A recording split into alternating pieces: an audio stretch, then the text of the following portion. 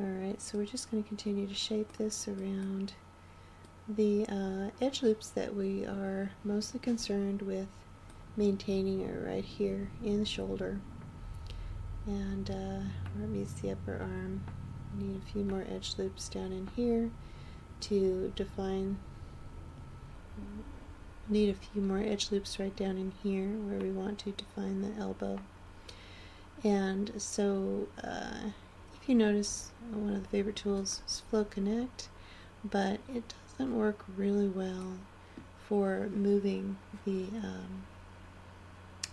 edge loops around. So another tool that you can use is called Swift Loop. It's located right up here in the Edit Tools, and you can easily just add edge loops crazy very quickly. You want to avoid doing that, but you can see how that you can run that along the surface, and where you plot that, it's not going to actually move the location of the edges when it cuts into those. So you can add a definition to those areas, the elbow where the mesh will fold, and there we go, shoulder, and not have to push and pull verts too much in order to get that back into shape.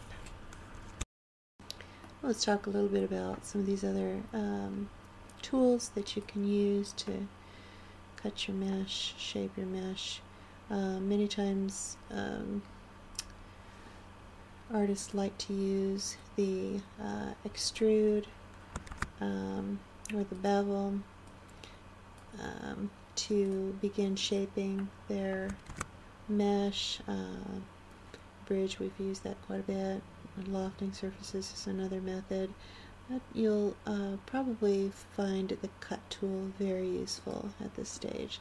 So you have this tool called Cut and this tool called Paint Connect, where you can actually very quickly, just like that, go in here and plot surfaces. Alright, Paint Connect on. It has a number of features associated with it. If you depress your Shift key and drag, you can paint connections between the edges. There are a number of different options here available. So when you get into the groove and you're integrating this tool, it will help you work very quickly. Let me quickly show you how you do that. You click and drag, and you're able to paint over the surface very quickly to connect, to plant new knots and split surfaces. So that's one way of doing it. Another is to use the Cut tool, so you have a lot of control over where you want to cut those surfaces. And you can even cut into polygons. It doesn't mean that there's no edges here. There are hidden edges, so you have to be careful of that. But as you're cutting up your surface, you can go in here and have a lot of control over where you're putting those features. So I want to cut in a shoulder blade here, and so I'm going to go ahead and do that, and then I'm just going to, in order to preserve my edge loop here, I'm just going to work around to the front and then connect that again to the surface there.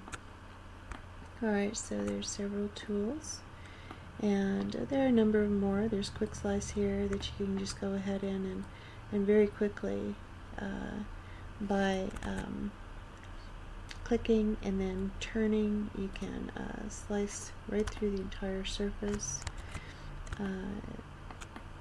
That's a tool that I use for modeling hard surfaces primarily. There are different smoothing options here, but we want to maintain real accurate control over our surface, so I recommend not using those unless you just want to see how your mesh is looking in high res. Alright, so now let's go ahead in our next video capture, and we'll modify the head and the ears.